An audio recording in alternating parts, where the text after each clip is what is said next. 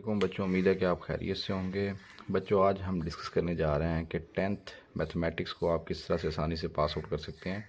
तो बड़ा ही आसान वे है, कोई बच्चा अगर उसको फॉलो कर लेता है तो आसानी से वो जो मैथ का एग्ज़ाम है 10th क्लास का वो पास आउट कर लेगा। सबसे ज़्यादा जो सप्लीज़ हैं बच्चों की वो मैथ में से ही आ रही हैं, इस वजह से इसके ऊपर मैं वीडियो बना रहा हूँ।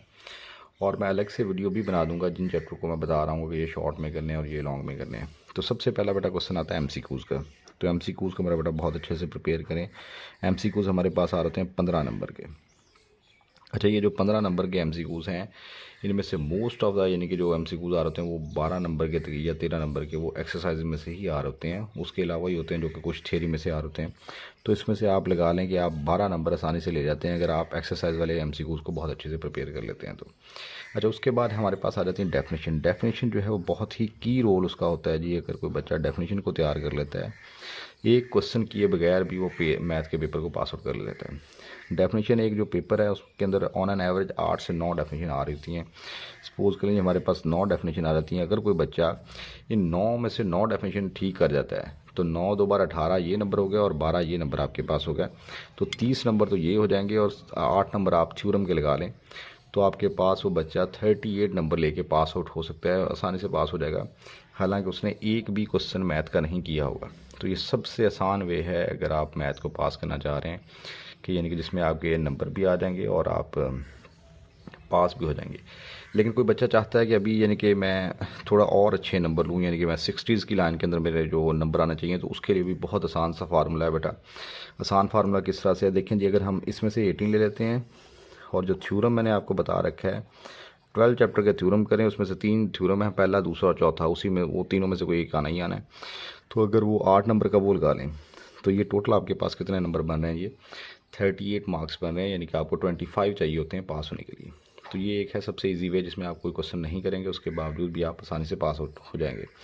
अच्छा, उसके बाद है कि अगर आप साथ में कह रहे हैं कि हम 60 वाली लाइन में नंबर लेना चाह रहे हैं आसानी से, तो उसके लिए बहुत आसान तरीका है जी। चैप्टर नंबर 1 खुद करें जी आप, वो मैं उसकी अलग से शॉर्ट क्वेश्चन की वीडियो भी बना दूंगा। चैप्टर नंबर 1 में से बेटा आएंगे 3 शॉर्ट क्वेश्चन आएंगे, लेकिन क्योंकि एक डेफिनेशन होगी तो वो निकल जाएगी। तो पीछे हमारे पास क्या रह जाएगा,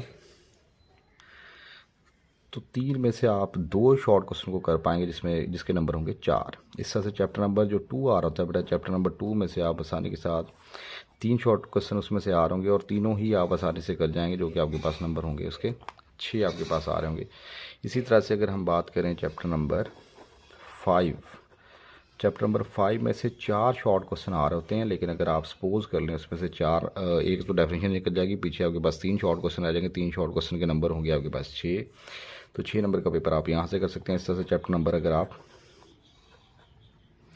6 की बात करें तो 6 में से भी बेटा आपके पास जो आ रहे होते हैं वो शॉर्ट क्वेश्चन जो हमारे पास आ रहे होते हैं वो 3 शॉर्ट क्वेश्चन आ रहे होते हैं। कभी कभार इसमें से 2 डेफिनेशन आ जाती हैं, कभी कभार एक डेफिनेशन आ जाती है। अगर एक डेफिनेशन आ जाती है और 2 शॉर्ट क्वेश्चन आते हैं तो 4 नंबर का पेपर इसमें से आ जाएगा। और इन अगर चैप्टर को तैयार कर लेते हैं और साथ में चैप्टर नंबर 7 इसको भी अगर आप साथ में तैयार कर लेते हैं तो इसमें से 3 शॉर्ट क्वेश्चन आएंगे, एक डेफिनेशन आएगी और 2 आपके पास शॉर्ट क्वेश्चन आएंगे। तो 4 नंबर का पेपर ही आप यहाँ से कर पाएंगे, क्योंकि डेफिनेशन मैंने यहाँ पे पहले काउंट कर ली है, इस वजह से उसको दोबारा से मैं यहाँ पे काउंट नहीं कर रहा हूँ। तो उसके बाद हमारे पास जो लॉन्ग क्वेश्चन है वो आप chapter number 5 plus chapter number 6 इनके लॉन्ग क्वेश्चन अगर आप तैयार कर लेते हैं तो देखिए हमारे पास ये लॉन्ग क्वेश्चन जो होंगे ये आपके पास 8 नंबर के होंगे और ये लॉन्ग क्वेश्चन बहुत इजी हैं, इनको आप आसानी से कर भी सकते हैं। ये मैं अलग से इसके ऊपर एक वीडियो भी बना दूंगा। तो यहाँ तक हमारे पास बने थे 38 मार्क्स। तो 38 में अगर हम ऐड कर लेते हैं 10, 48 हो जाएगा। 48 में अगर हम 10 ऐड कर लेते हैं 58 में अगर हम 4 को ऐड करते हैं तो आपके पास क्या हो जाएंगे, ये 62। और 62 में अगर हम 8 को ऐड करते हैं तो ये 70s के अंदर चले जाएंगे मार्क्स। कुछ इसमें से चॉइसेस के अंदर भी आएंगे, यानी कुछ आपके पास क्वेश्चन होंगे जो कि चॉइस के अंदर भी आ रहे होंगे। अगर हम कट कटा के भी करें तो आप आसानी के साथ यानी कह लें 65 के राउंड बाउंड मार्क्स ले सकते हैं। यानी कि इसमें से सिर्फ एक ही लॉन्ग क्वेश्चन होगा जो कि आप नहीं कर पा रहे होंगे, तो 8 नंबर का पेपर आपका रह जाएगा। तो उसके अलावा यानी कि 67 मार्क्स का पेपर जो है वो आप आसानी के साथ अटैम्प्ट कर सकते हैं, सिर्फ और सिर्फ इन चैप्टर्स को करके। अगर कोई बच्चा पास होना चाह रहा है तो वो सिंपल एमसीक्यूज करे एक्सरसाइज के और साथ में डेफिनेशन को याद कर ले और साथ में थ्योरम को कर ले। 38 मार्क्स उसके बन रहे हैं। अगर कुछ और भी एक्स्ट्रा करना चाह रहे हो तो फिर चैप्टर नंबर 1 को कर ले, चैप्टर नंबर 2 को, चैप्टर नंबर 5, 6, 7 के शॉर्ट क्वेश्चन को तैयार कर ले और 5वें और 6ठे के लॉन्ग भी साथ में कर ले। इसके अलावा पहले दूसरे के लॉन्ग भी बन रहे होते हैं, उसके बाद तीसरे चौथे के भी बन रहे हैं, वो थोड़ा सा लेंथी काम हो जाएगा। तो एटलीस्ट अगर कोई इतना काम कर जाता है तो वो 67 नंबर लेने के काबिल हो जाएगा।